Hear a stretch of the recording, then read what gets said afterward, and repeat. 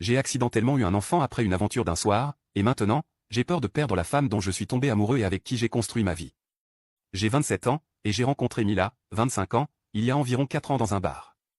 C'était l'anniversaire d'un ami commun, et nous venions tous les deux de sortir de relations longues. La sienne avait duré 5 ans, la mienne 4.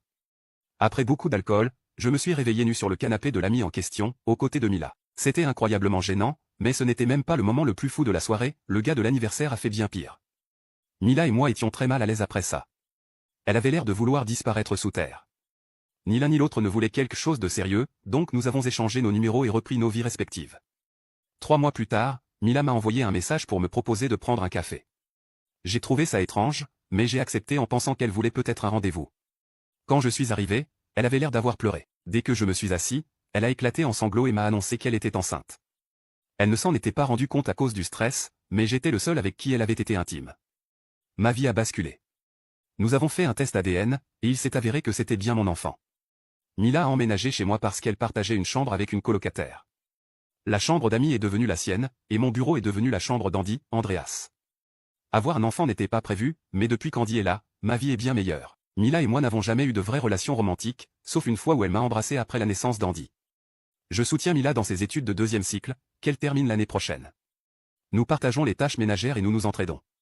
Andy va bientôt avoir 3 ans, et Mila m'a demandé récemment si je voulais qu'elle déménage. Elle m'a dit que nous pourrions coparenter séparément et que je pourrais avoir une petite amie si je le souhaitais. Cela m'a pris au dépourvu. La vérité, c'est que je l'aime. Elle est intelligente, belle, attentionnée et dévouée. J'ai trop peur de lui dire ce que je ressens et de gâcher notre relation. Hier, j'ai enfin parlé à Mila. J'ai quitté le travail plus tôt, déposé Andy chez ma mère, acheté des fleurs et nettoyé la maison pendant qu'elle était en classe.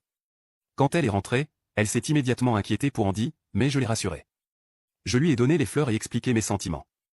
Mila a avoué qu'elle se sentait coupable de « gâcher » ma vie avec la grossesse et qu'elle se voyait parfois comme un fardeau.